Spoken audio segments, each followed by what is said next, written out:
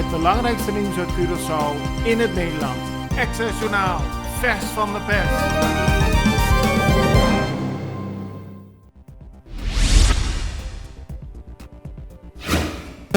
De begroting van de Curaçaose regering voor 2021 heeft een tekort van ruim 800 miljoen gulden.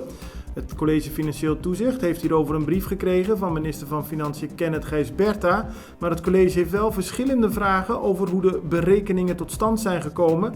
Ook benadrukt het CFT dat Curaçao hiermee niet voldoet aan de voorwaarden zoals die zijn gesteld in het Rijkstoezicht voor Financiën.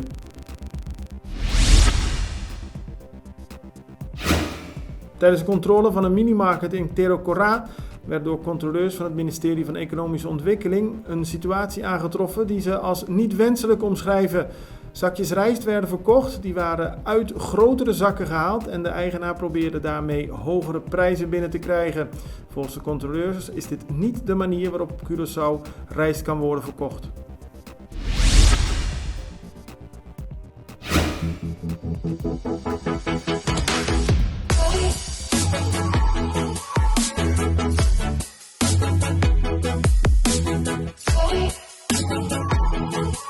Ora bocabi trem automaticamente bota em roupa e hamburger.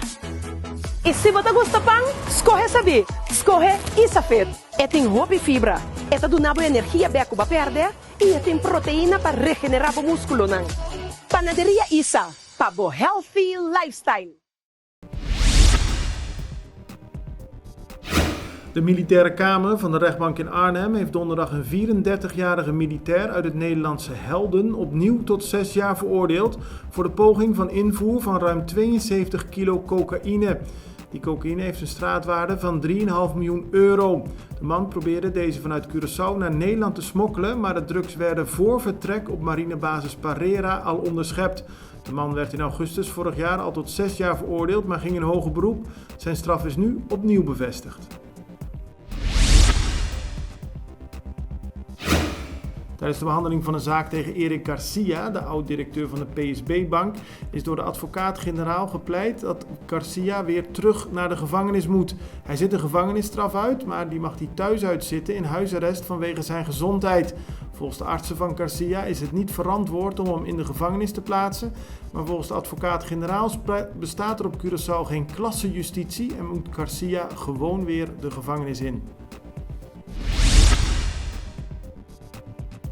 Jason Vick is weer in vrijheid gesteld. Eerder deze week werd hij gearresteerd. Hij blijft verdachte in een zaak die te maken heeft met oplichting, maar mag hij nu thuis afwachten. Hij gaf in een interview met Iva Koran van de Extra aan dat het nooit zijn bedoeling is geweest om mensen op te lichten. Jason Vick wil zoveel mogelijk mensen helpen die in nood zitten en geen geld achterover drukken, zo verklaarde hij tegen Iva Koran. Zoals bekend zijn eerder deze week door het ministerie van VVRP stickers geplakt op illegaal geplaatste verkiezingsborden.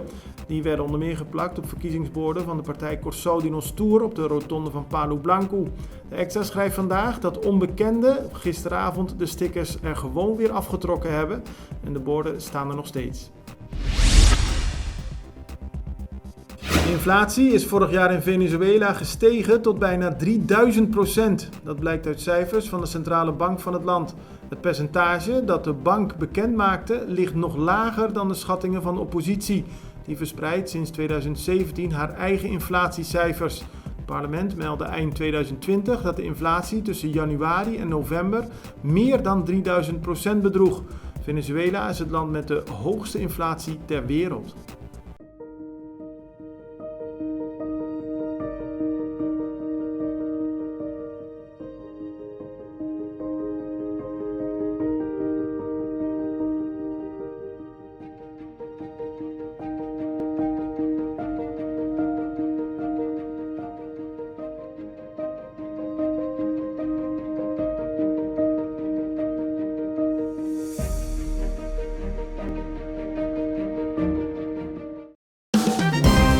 Het belangrijkste nieuws uit Curaçao in het Nederland.